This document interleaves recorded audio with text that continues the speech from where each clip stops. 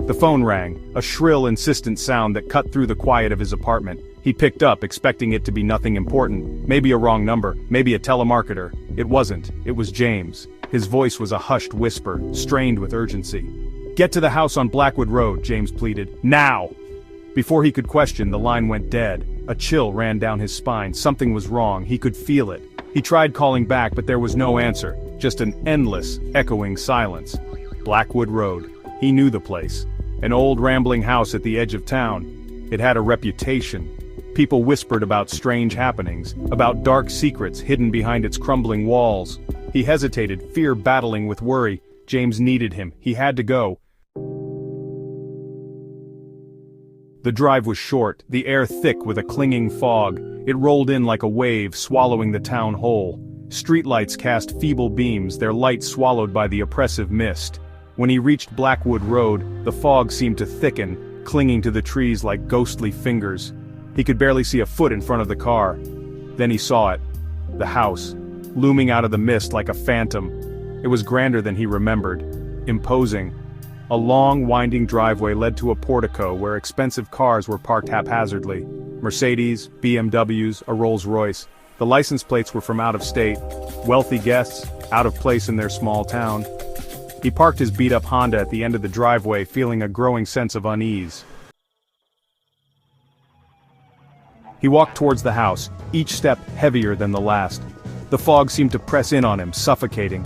The air was thick with humidity, the scent of decaying leaves clinging to the damp air. Twisted, dead trees lined the driveway, their branches reaching out like skeletal arms. A shiver ran down his spine. This place felt wrong. He reached the front door, a massive oak thing studded with iron. It was slightly ajar, spilling a warm, golden light onto the fog-shrouded porch. Music pulsed from within, a strange mix of jazz and something he couldn't quite place. He pushed the door open and stepped inside. The foyer was opulent, with a sweeping staircase and a crystal chandelier that glittered under the high ceiling. But even the opulence couldn't hide the sense of decay that permeated the house. The air was heavy with the scent of mildew and dust. The wallpaper was peeling, and cobwebs clung to the corners of the ornate ceiling. The music grew louder as he walked deeper into the house. He found himself in a grand ballroom filled with people. They were all dressed in expensive clothes, laughing and talking, their voices a dull roar. He didn't recognize anyone. They were older, their faces etched with lines that spoke of wealth and privilege. And something else, something he couldn't quite place. It was in their eyes, a strange, unsettling glint. He felt a tap on his shoulder and turned to see a woman staring at him. Her eyes were wide, her pupils dilated. Her smile was too wide, revealing teeth that seemed too sharp. "You're late," she slurred, her words thick with alcohol. "The party started hours ago." He tried to smile back, but it felt wrong. "I'm looking for James," he said, his voice barely a whisper above the music. "Have you seen him?" The woman just laughed, a high-pitched, unsettling sound. He pushed his way through the crowd, searching for a familiar face, but James was nowhere to be found. The guests seemed oblivious to him, lost in their own revelry. He caught snippets of conversations, hushed whispers that seemed to dance just out of reach. Names were mentioned, places, things that made his skin crawl. He felt a sense of growing unease. Something wasn't right. He stopped by a table laden with food and drink. The spread was extravagant, with caviar and champagne and dishes he couldn't even name, but no one was eating. The food sat untouched, as if on display. It felt staged, unreal. A man bumped into him, sloshing his drink down his shirt. The man didn't apologize, he just stared at him, his eyes cold and calculating. "You shouldn't be here," the man growled, his voice a low rumble. Before he could respond, the man turned and disappeared into the crowd. He finally found a quiet corner away from the throng of guests. He leaned against the wall, trying to catch his breath. His heart was pounding in his chest.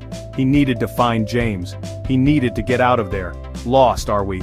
He turned to see a man standing behind him. He was tall and thin, with slicked back hair and a predatory smile. He held out a glass filled with amber liquid. "Here," the man said, "have a drink. It's Webward's birthday." He hesitated, unsure of what to do. He didn't want to be rude, but something about this man made him uneasy. "Webward?" he asked, his voice barely above a whisper. "Who's Webward?" The man's smile widened, revealing teeth that seemed too sharp, too white.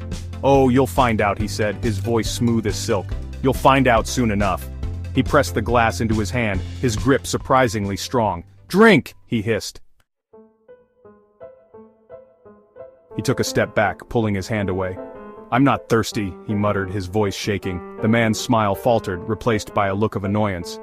"Don't be rude," he snapped. "It's bad for business." He glanced around nervously, as if afraid someone might have heard them. "Look!" he hissed, his voice low and urgent. "Just pretend to drink it, okay? For Webward." He took a sip from his own glass, his eyes never leaving his. He could hear laughter echoing from the ballroom. It was a strange, hollow sound, devoid of joy. He looked back at the man, his mind racing. Who was Webward, and what was this business he spoke of? He took a small sip of the drink, the liquid bitter on his tongue. The man's smile returned, cold and calculating. "Good," he said, "very good." He put the glass down on a nearby table, his hand shaking. He needed to get out of there. He made his way back through the crowd, his eyes searching for an exit, but the house seemed to stretch on forever, a labyrinth of hallways and rooms. He could still hear the music, the laughter, but it seemed to be coming from everywhere and nowhere at once. He stumbled upon a room filled with books. It was dark and dusty, the air thick with the smell of old paper.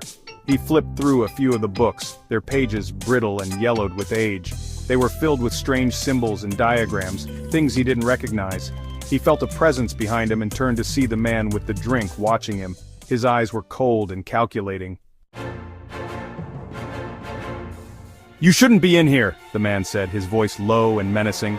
He tried to push past him, but the man grabbed his arm, his grip like iron. "Let me go!" he hissed, struggling against his grip. The man just laughed, a chilling sound that echoed through the silent room. "You don't understand," he said, his voice a low growl. "You're one of us now." He tried to pull away, but the man's grip tightened. The laughter from the ballroom seemed to grow louder, closer. He was trapped, and he had the sinking feeling that this was only the beginning.